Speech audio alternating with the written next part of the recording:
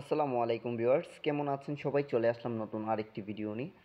তো আজকের ভিডিওটা হলো মালয়েশিয়ান এমডিএফ বোর্ডের ফার্নিচারে কিভাবে সেগুন কাঠের ফাইবার টানতে হয় এবং এই সেগুন কাঠের ফাইবার টানতে গেলে যে কালারটা লাগে ওই কালারটা কী কী রং দিয়ে মিক্স করতে হয় এবং সঠিক নিয়মে কীভাবে মিক্স করতে হয়, এই পুরো বিষয় নিয়ে আজকের ভিডিওটা।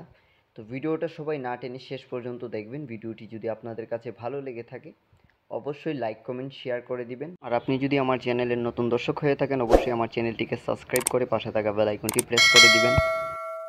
তো সর্বপ্রথমেই আমরা দেখে নিব সেগুন ফাইবারটা কিভাবে টানতে হয়।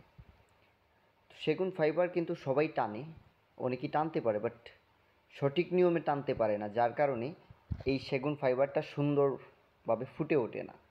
তো আমাকে অনেকজনই কমেন্ট করছে যে ভাই আমরাও তো সেগুন ফাইবারটা টানি, বাট আপনি যেরকমভাবে সেগুন ফাইবারটা টানেন এরকমভাবে কেন হয় না? এরকম হওয়ার জন্য প্রথমেই আপনাদেরকে যে জিনিসটা করতে হবে, কালারটা মিক্স করতে হবে সঠিক নিয়মে। তো সঠিক নিয়মে কালারটা কীভাবে মিক্স করবেন? প্রথমেই আপনারা ক্লিয়ার সিলার নেবেন। আপনাদের কাছে যদি গুলানো ক্লিয়ার সিলার থাকে তাহলে ভালো, আর না হলে আপনারা ক্লিয়ার সিলার নেবেন, তার সাথে হার্ডনার, তার সাথে 446 থিনার।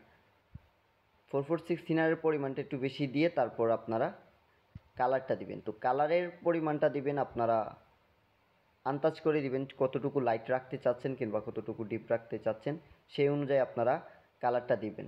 তো কোন কালারটা দিবেন? কালারটা দিবেন আপনারা টিক কালার।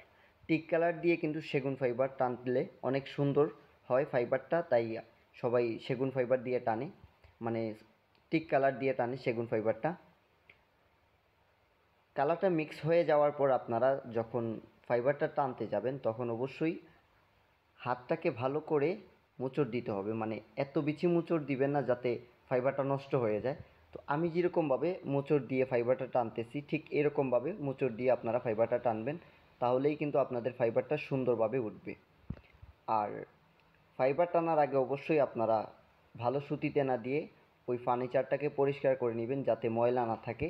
যদি ময়লা থাকলে কিন্তু ফাইবারটা সুন্দরভাবে উঠবে না এবং ফাইবারটা বিচি বিচি মানে ছাকা ছাকা হয়ে যেতে পারে, বিচ্ছিরি হয়ে যাবে। তো তার জন্য অবশ্যই ভালো সুতিতে না দিয়ে পরিষ্কার করে তারপর আপনারা ফাইবারটা টানবেন। আর অবশ্যই ফাইবার টানার যেই কাপড়টা, আপনারা যেই কাপড়ের মধ্যে কালারটা ভিজাবেন এটাও যেন সুতি টানার হয়, তাহলে কিন্তু আপনাদের ফাইবারটা আরও সুন্দর উঠবে। আর একটু বুঝে বুঝে আপনারা হাতটাকে একটু মোচড় দিবেন, দিলেই কিন্তু সেগুন ফাইবারের শেডটা চলে আসবে। আর যদি আপনারা স্ট্রেইটভাবে টান দেন তাহলে কিন্তু ফাইবারটা সোজা হয়ে যাবে, অরিজিনাল সেগুন কাঠের ফাইবারের মতো আইকাইক আসবে না। আশা করি আপনারা সবাই আমার কথাগুলো বুঝতে পারছেন। ভিডিওটা কেমন হয়েছে সেটা অবশ্যই কমেন্টে জানাবেন। ভিডিওটা বেশি বেশি করে শেয়ার করে দিবেন এবং লাইক করতে ভুলবেন না।